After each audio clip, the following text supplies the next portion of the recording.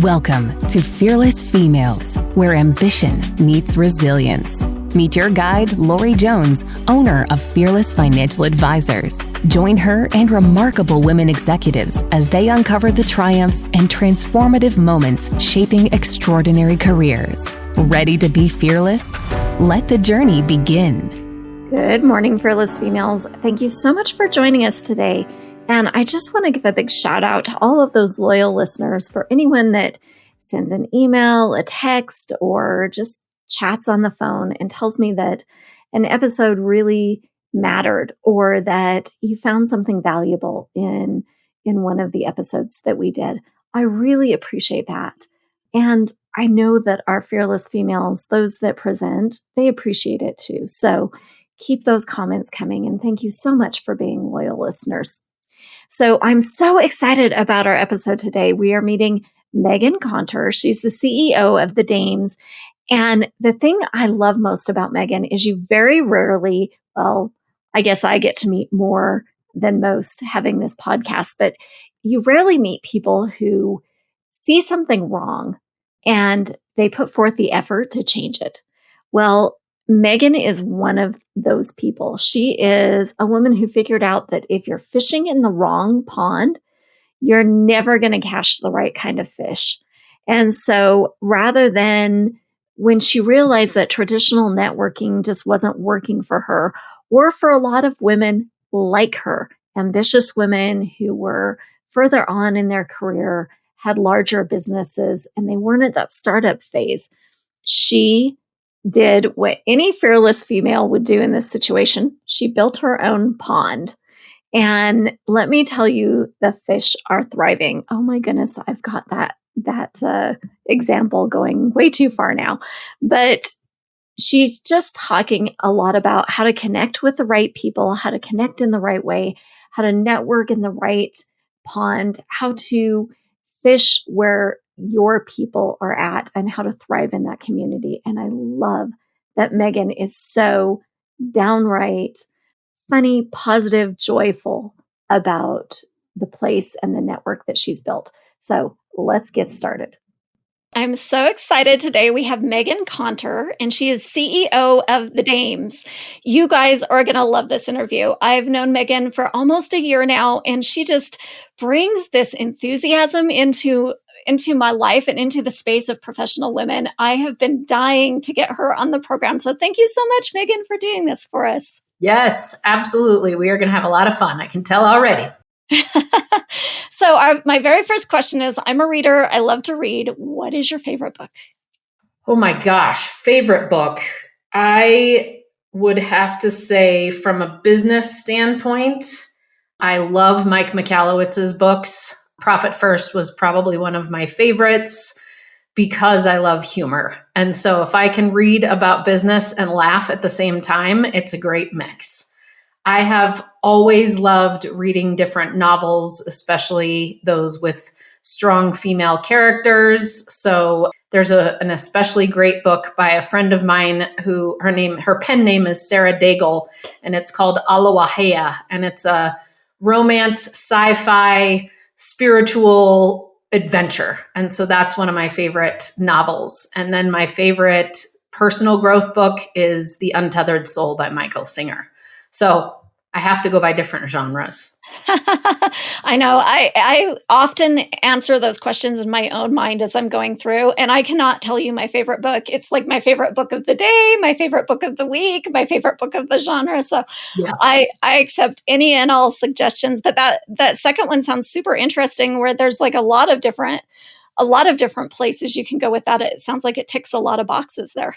Definitely. And she has 3 books out now, and she's got more in her. So she's a local Colorado author. Oh, that's so cool. And what a great way to support women and women authors too. Always. So tell me a little bit about yourself, Meghann. How did you get started on your journey? Like, how did it progress? What do you do today? Just tell me a little bit about you. Yes. So it's been an interesting journey. I started out in corporate America, as everyone kind of does from college, except not in my industry. So, the first few years out of college, I was in banking, which is I know you're probably thinking, how were you in banking? Yes, that's exactly true. How was I in banking? Just so happened that I had been a teller in college, so I got a job in corporate lending after that. And after graduating, because I graduated right after September 11th, there were no jobs in marketing. So I did banking and then marketing at a small bank for a while, and then retail for a while, and then moved into corporate marketing, which was not what I had thought it was going to be. And it lacked a lot of luster for me. So I was really at that time, this is 2008, and just had gotten let go from this marketing position. The housing market was crashing. The recession was beginning. There was a lot of uncertainty, a lot of volatility, and I was trying to find a marketing job. And lo and behold, thank goodness, the universe brought me some entrepreneurs that basically to my doorstep. And they said, Meghann, why don't you start your own marketing consulting firm? And I thought, well, that's a strange idea. How does one do that? That must be really difficult. And I discovered quickly that it's actually pretty easy to start a business. It's just not that easy to really get it off the ground and make sure that it sticks. So the first few years in business, I knew that I was in the right place. I knew that I was meant to be an entrepreneur. I found my people. It was like we all understood each other.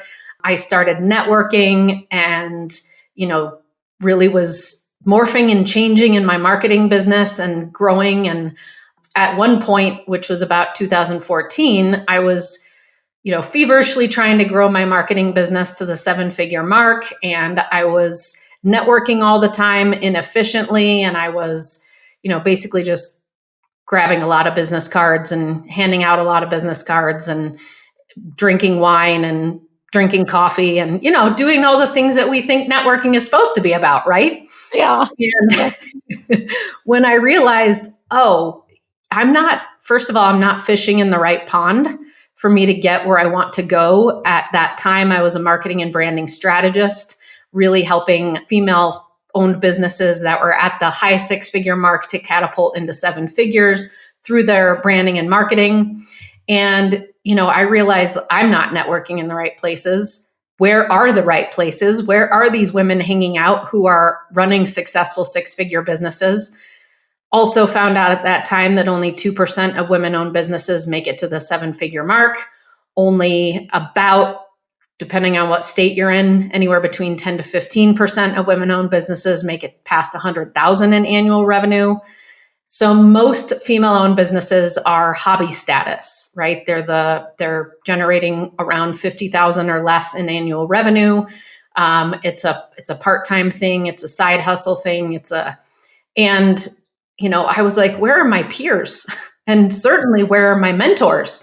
Because I have these big visions of growing a company that can really not only sustain me, but can sustain employees and can have a dynamic company culture that everybody wants to come to work for. And, I had all these dreams and I'm like, where the heck is my community? So couldn't find it here in Denver. So I decided to create it myself. So we began having events in 2015. We were the Denver Dames at the time, and we were just a fun place for women to come to get out of seriousness, right? To get out of the hustle and the grind of daily business and come together with their peers to connect, to laugh, to grow. And I realized pretty quickly that this was a great idea. Everyone loved it. Women were coming out of the woodwork. They'd stopped networking because when you're constantly surrounded by brand new business owners or people who are not at your level, or you feel like you're watching grass grow when you're at a networking event or any of these things, you really just stop going because you realize there's no value and you have very little time to spend. Mm-hmm. So the Dames really that's its inception. And then it became something that I realized could really grow into its own international company. And I realized how my vision that I had had for years of being on stages and helping women internationally to really grow to the biggest, best version of themselves without losing out on life was going to come to life faster and on a bigger footprint than my marketing business through the Dames. Mm-hmm. So we rebranded as the Dames in 2017, launched our online membership platform that year, began expanding chapters in other markets in 2018.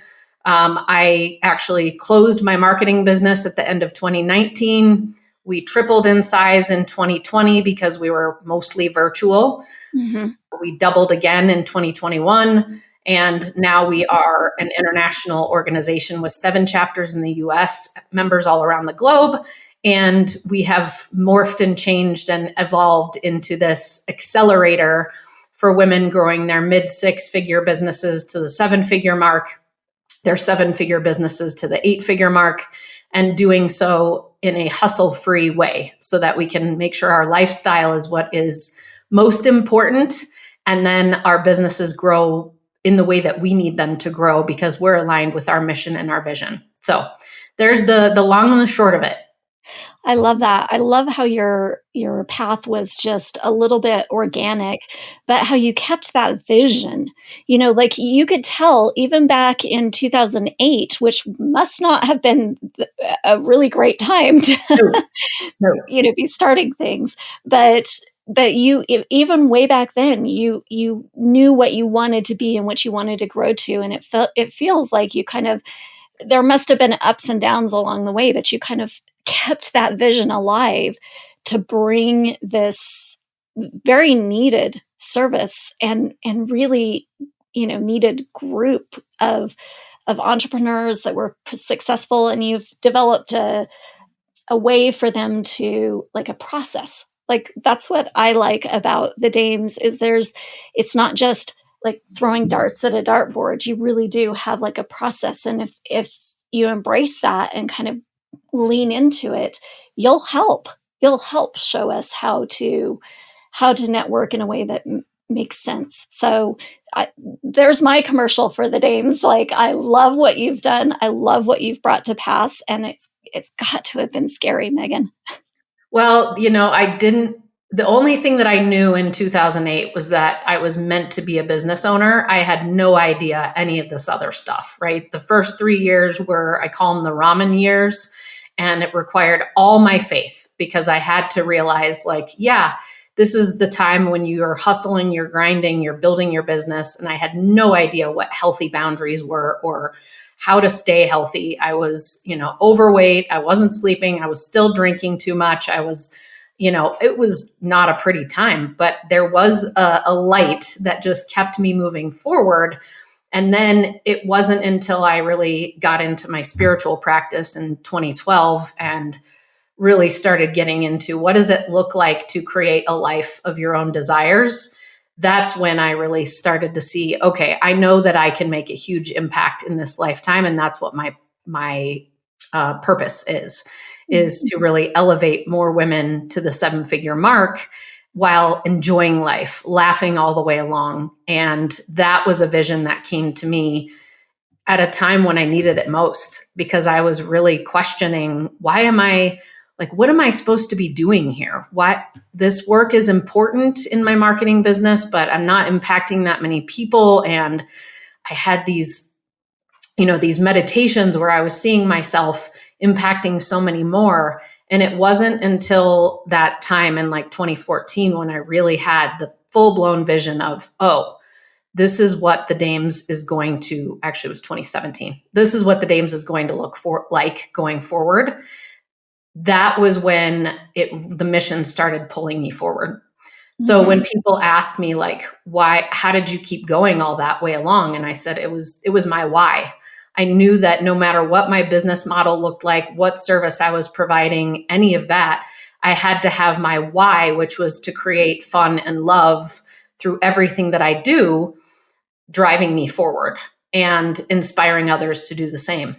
Bringing love into business, bringing fun into business, which in the marketing world is kind of a weird thing to try to do, but I always did it. And it wasn't until the Dames that I fully felt like, okay, now I'm there. I'm in alignment. I'm moving toward that bigger vision. I love that idea. I actually do that with finance. I like to bring fun into finance. It's my bone deep opinion that finance is fun. I just have to convince everybody else that that's the truth. So I like that idea of, and I like the idea of like women kind of like we can really get overwhelmed. And that's something that the Dames does as well, really well, is kind of help you with that. I'm not going to say balance, because there are times that you're putting more effort into your career, and there are times that you're putting more effort into your family or, your personal circumstances or something like that. But you do help at least recognize that there is something out of whack here if you're working 24/7. And like you said, like just overdoing it in every area. So yeah, totally. I think that's our culture, is to, in my opinion, we have had men to follow in their footsteps, right? Like mostly it's been men who've been leaders in business. And so all the biggest business books, when you even look at it, and I'm kind of ashamed that I did the same thing at the beginning. But another book that I really love, by the way, is Rachel Rogers' We Should All Be Millionaires. So there you go. There's another woman. There haven't been a whole heck of a lot of women that we could follow as business leaders. And that's what the Dames is at the forefront of changing. We're the pioneers that are like, we are not built the same as our male counterparts, and we need to grow our businesses in a very different way. Otherwise, we burn out and have breakthrough or breakdown after breakdown, overwhelm after overwhelm. And that's because we are trying to, quote unquote, keep up with this 24-hour cycle that is how a male's physiology works. But a female's is on a roughly 28-day cycle. So we really have to figure these things out together. And it helps to be in a community of other high-performing women to say, oh, man, I have been working way too hard, way too much, way too long. I'd rather have some more fun and enjoyment in my life. When was the last time I had fun? How do I bring more fun back into my life? What does fun even mean? I mean, these are the questions that I hear women investigating and thinking about. Yeah.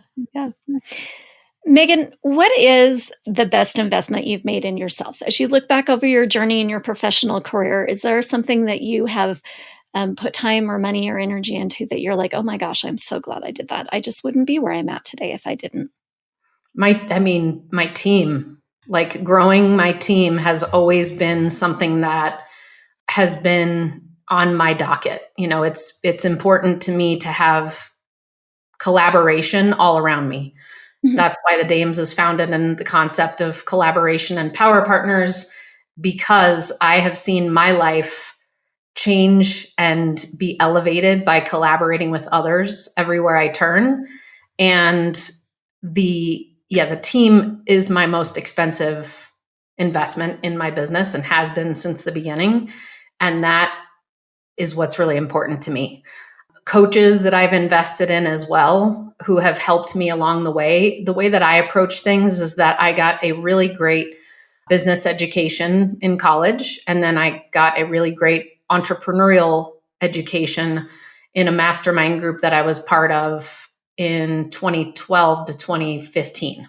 Mm-hmm. And I learned a lot about all of the aspects of how to run a business, which I still think that there's a lot of entrepreneurs who haven't. And that must be really challenging, because we can't really grow a sustainable, scalable business if we don't understand that our business isn't just the thing that we're good at, it's all of the other things. So especially in the last 5 years, I'd say 5 to 7 years, I invest in consultants or advisors or coaches to help me in the areas where I'm weakest. And I also, start out with them as a consultant before I outsource, so that I can understand, what does cash flow management look like? What do projections and forecasts look like? What does it look like to set a budget? How do I properly read? And I'm doing all the financial things just because this podcast, how do I properly read a P&L, and what information do I need to know about on my balance sheet? I need to understand those things before I outsource it. Otherwise, how do I know if what I'm paying for is good?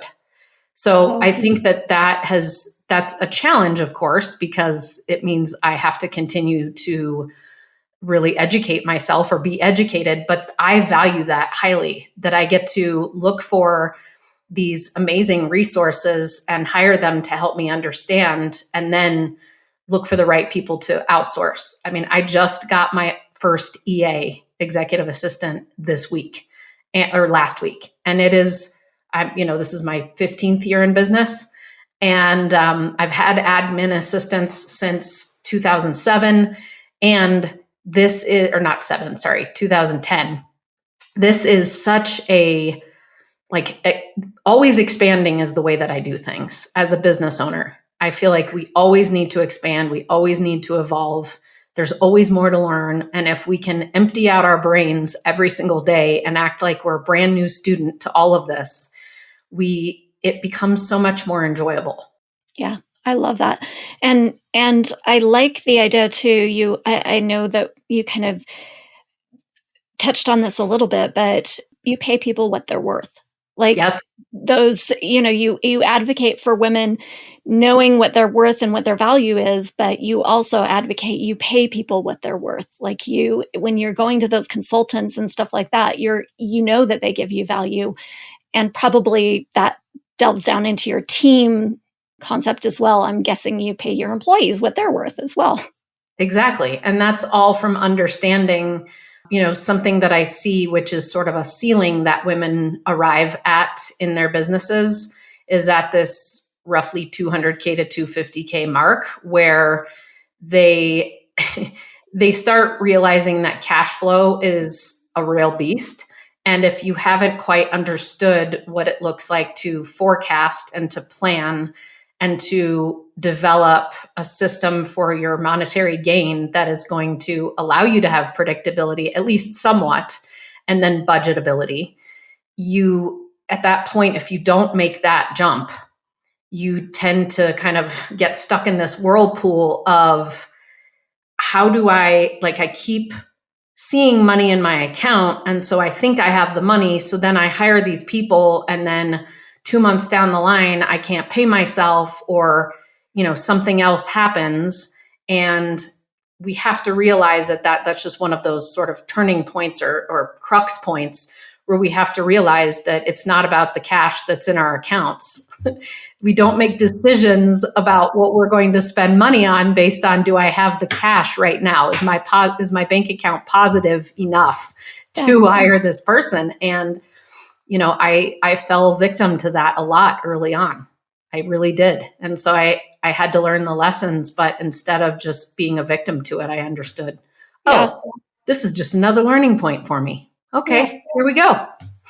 Yeah, I do find it's really interesting as a financial advisor to kind of look at these entrepreneurial businesses and see that most of the time cash flow is where they end up having some issues. And I like your idea too of understand, you don't have to do all the things. In fact, you advocate don't do all the things, but Correct. You do kind of need to understand what's happening so that you can oversee and make sure that they're doing them right. You're ultimately in charge of your own business. Yes. And so you do need to have that oversight. Absolutely. Meghann, tell me have you ever gotten any really bad advice, or what is the worst advice you've ever gotten? And did you take it? Did you not? I don't know that it's been bad advice or just advice that was ill-timed. Mm-hmm. I think that would be a much more accurate description. I hired a coach as I was going into my divorce. And so I was in a very volatile place where, there wasn't a lot of stability. There wasn't a lot of, when you go through a divorce, your brain gets taken and hijacked, and you have to spend all your time just trying to survive. So, and there's so many details that you're not familiar with, and you have to be paying attention to, otherwise you could really mess up your financial situation moving forward. And so I hired a coach and implementer who kind of took us in a direction that they felt was necessary for where we were. And now that I look back, I'm like, I don't think that was the wisest move. And we are where we are now with the systems that we have now and the tools that we have now. And it would be foolish to invest a whole bunch of money to go someplace else at this time. So I just advise people that if you're going through a really big transition in your life, hold off on any big decisions that you need to make. And if you already hired someone, see if there's a way that you can postpone a contract that with them if you can for those reasons. Because, I had already hired this person before my divorce. So see what you can do to really make those decision points a lot easier on yourself rather than trying to just push through because you're paying for it and you're being advised. And like I said, I think it would have been good advice or a really great investment at the right time. But I find myself now doing a really great job of checking in with myself on, is this the right time? Mm-hmm. Is this a future idea? Is this an idea for someone else? Or is this a right now need to be implemented idea? And I also have learned since then to trust myself first, to really check in with myself before I check in outside. Because a big realization that I've had in the last couple of years is that as an only child with excellent parents who are incredibly intelligent, who showed me love constantly and who surrounded me by a ton of love, I realized that I've been looking outside of myself for the answers, for the solutions, for the guidance, for the advice, for the affirmation or disappointment my whole life. And I'm like, girl, you're 45 years old. Could we shift that? So that's been an interesting journey I've been on lately, which has also greatly influenced my money journey. And I'm really grateful for that. Yeah, it is. I find that really interesting because, I work with a lot of divorced women and that's kind of what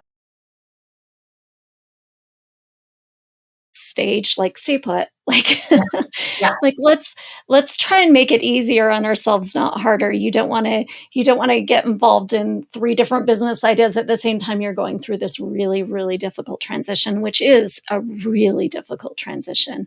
Yeah. And that probably goes, and not just for divorce, but for any big kind of overwhelming sort of things, right? Yeah, if you lose someone who's really close to you, if it's like what are the 3 Ds? Death, divorce, and I can't remember the third D that everybody uses. Somebody's going to be listening to this and be like, this is what it is, Meghann.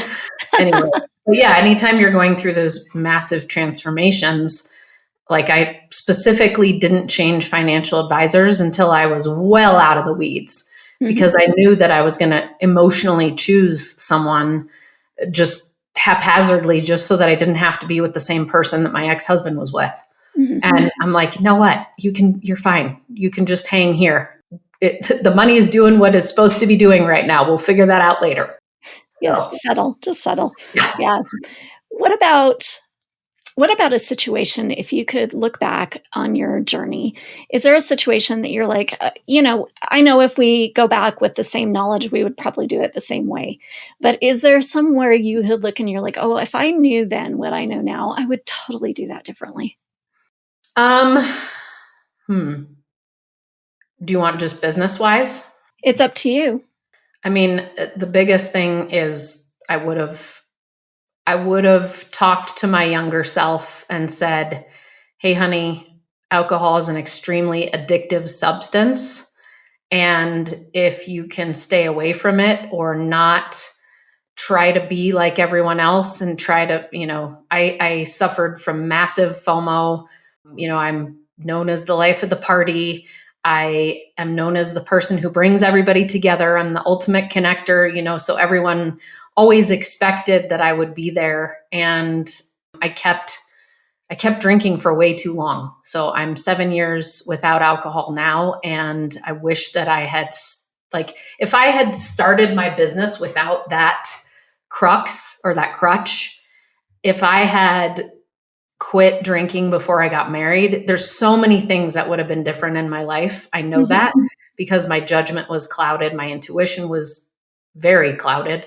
And I just was not in the same decision-making place. So, for me, it's those big boulders that were in the way. And they're all part of my lesson. They're all part of my journey. They're all part of exactly who I am. They've brought me to a place where I have much more appreciation for my life, where I have completely shifted the way that I do life, and I know so much more about myself now as a result of that. So I'm grateful for every experience that I've ever had.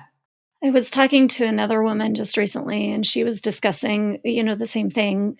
And she said that she was feeling kind of, or the impression I got was she was just feeling like overwhelmed, like all the things that we have to deal with. It was just a lot. And alcohol kind of made it Even more overwhelming. It did, but she said it took her down and was able to, she was using it as a crutch. Of course, we all do. And yeah, and that kind of a coping mechanism. Like, so what is your idea for a better coping mechanism? Like, what do you use now? Yeah, well, I hear what you're saying, and that's true. We all we use it for a certain reason. And for me, it was to slow down my brain. It was to just stay in this energetic perspective. And now it's once you get on the other side of 90 days, really removing alcohol and the proteins start leaving your body and your brain, you realize, wow, this mental clarity is amazing. And holy cow, these other physical attributes are worth it all in themselves. But so early on, I transitioned into my coping mechanism became workaholism. And then I realized, oh, now I'm just transferring my addictive behaviors over to work.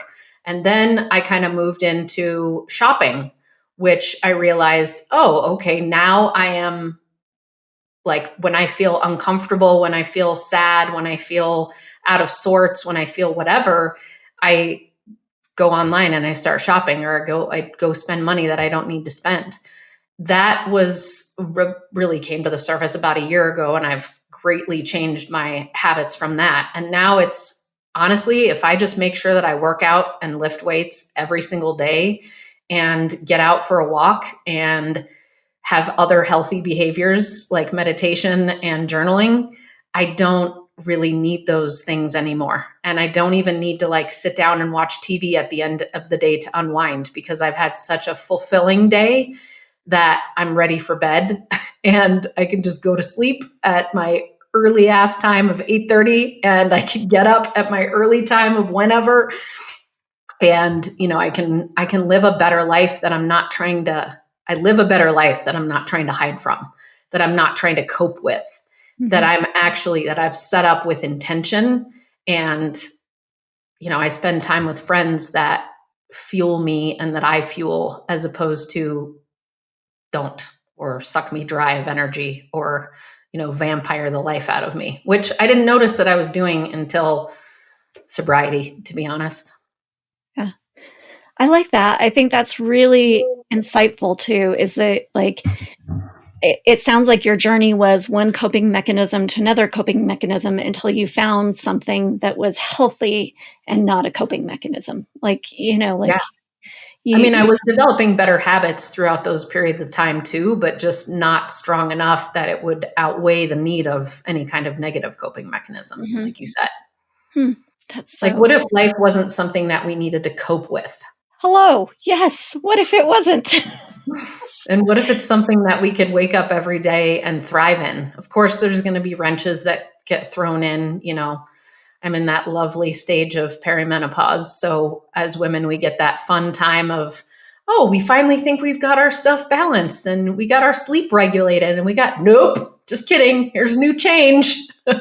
But, I'm in an amazing group of women, the dames, where I can be like, okay, I'll just join the menopod and I'll learn about what the heck it is my body's going through, and I'll become more aware of it. And the more aware of it I am, then I can make better decisions and be in choice of how I'm not going to suffer.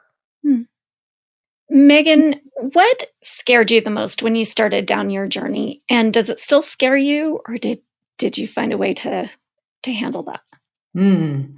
Man, I had a very fearful relationship with money early on.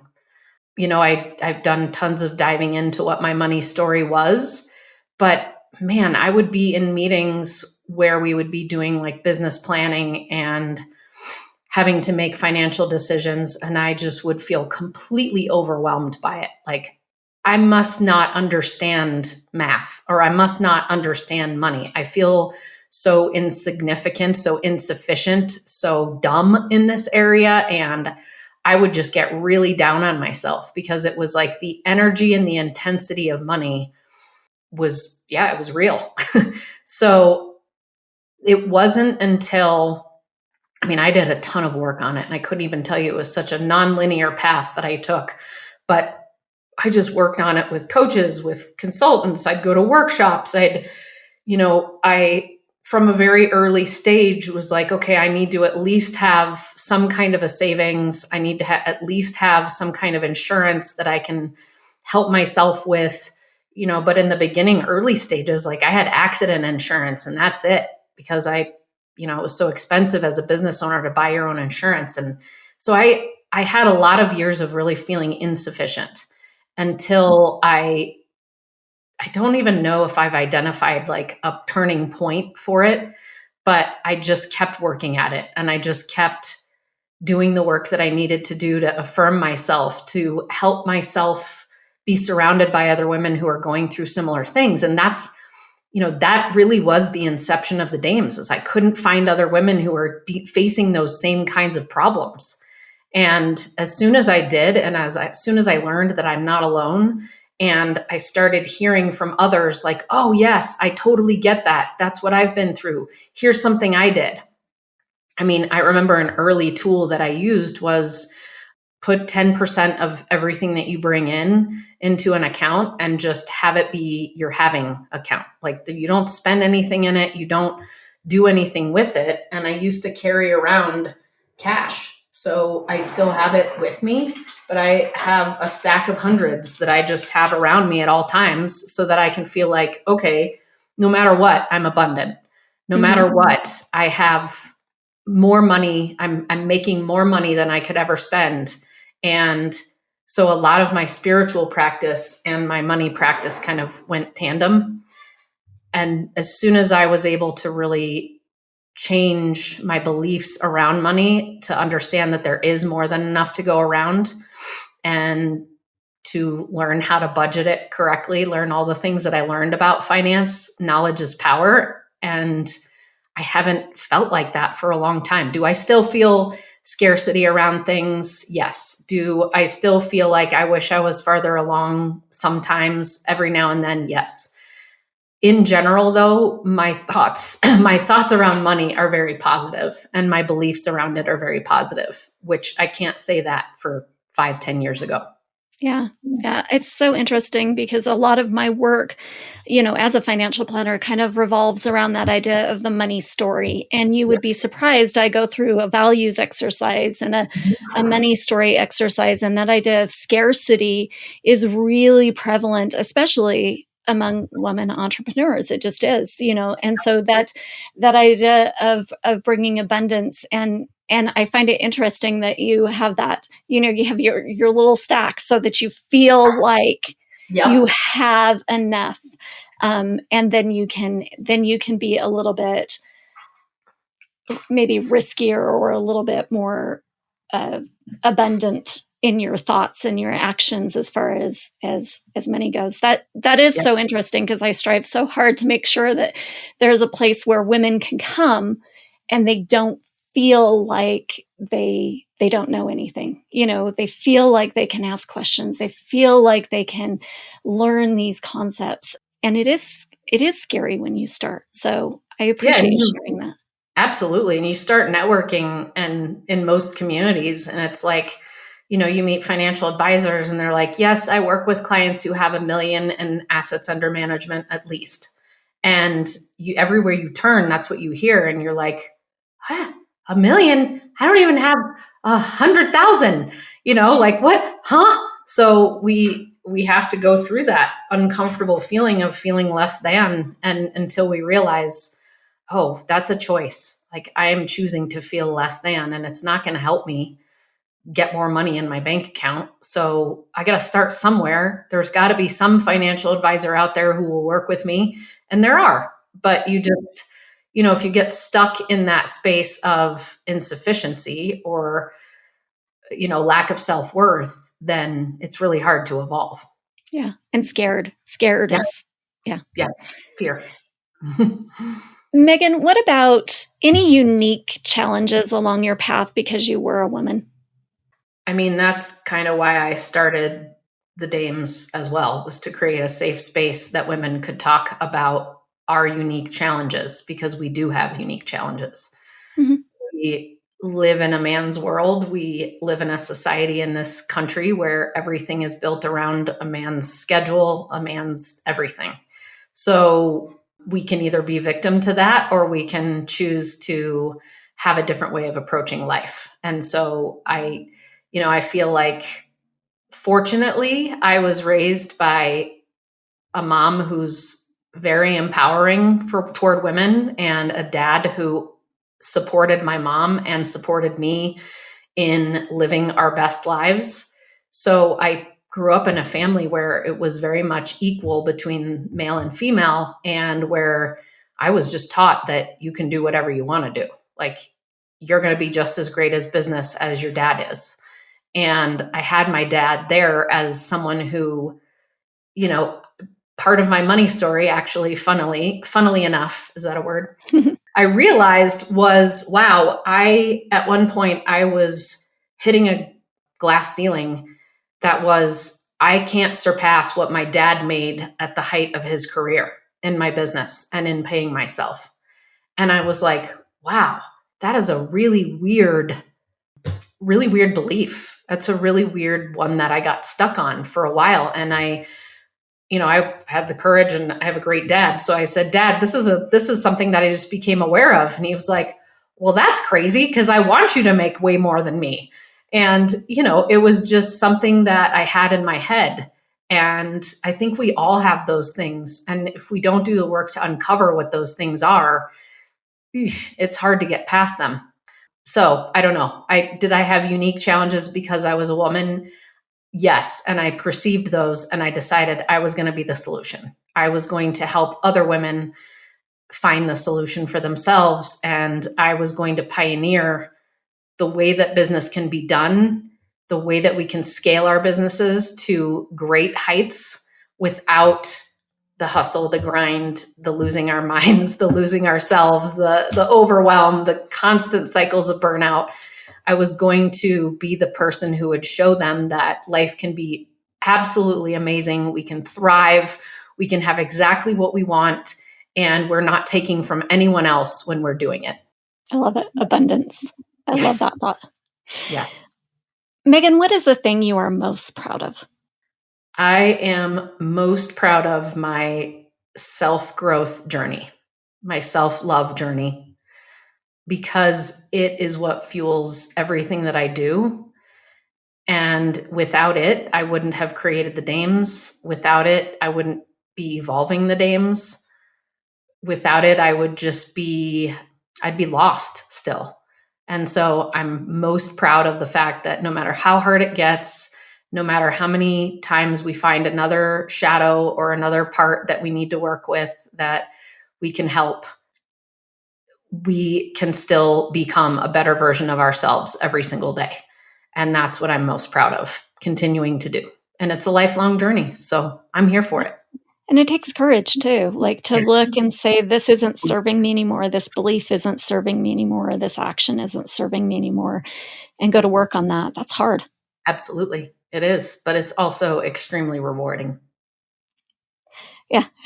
When you get to the other side, it's the middle part. That's the other side of the needle. Correct. It sucks when you're looking at it. But as soon as you get through the squishy, icky liminal space to the other side and get readjusted, then it's awesome. And that's where the Dames comes in, the squishy middle part where you need a little bit of support from your tribe, right? Yes, because we're always, as leaders, we're always constantly going through those next stage evolutions. And you can either do it alone and be miserable, or you can stay where you're at, or you can come into a community that is there to help you go through those squishy, icky middle spots and help you get to the other side while actually maybe even enjoying yourself a little bit more than you thought. Meghann, any advice for a young lady who's starting down this path that you're already successful at, and any advice for her? Build your business as you want. Spend the time getting really clear. Try to develop whatever kind of practice is best for you, whether that be prayer, meditation, going out in nature, whatever it is that you discover for yourself helps you get in touch with that voice, whatever that is for you. Develop that practice early on because it's going to be your biggest asset. And the longer you wait to hear her or him, whatever, the longer you wait to hear that voice, the longer you wait to get that guidance from yourself, the harder the road. I like that idea that you just have to find that voice inside of you that helps you along your journey. And gives you empowering messages. Yeah. Because sometimes when we find it, it is the inner critic. And we're like, oh, that's not actually the voice. But we think it is. And we're like, why is this voice so mean to me? Because it's not your guidance. It's not your internal guidance system. But if you do find that inner critic, there's so much out there to help you get past the inner critic so that you can actually listen to your intuition, listen to the guidance from God, listen to whatever it is for you. And that is the most crucial thing, I think, for any woman anywhere. I agree. One of my values on Fearless Financial is be kind. And I always say the first person you need to be kind to is you. Yep, exactly. Thank you so much, Meghann, for your time today. I really appreciate you joining us and sharing your journey. If I have a young lady who's listening who wants to connect with you, how does she go about that? The best way would be to go on to LinkedIn and find me. So my name will be spelled in the show notes, I'm sure. It's like Meghann Conter. And you can find me on LinkedIn. Feel free to put a little note in there and say, hey, I heard you on the Fearless Females podcast. And please go ahead and just send me a friend request and we can connect there. That'd be awesome. Thank you. Thank you so much. I've really appreciated it, Meghann. Yes, you too. Thank you, Lorie.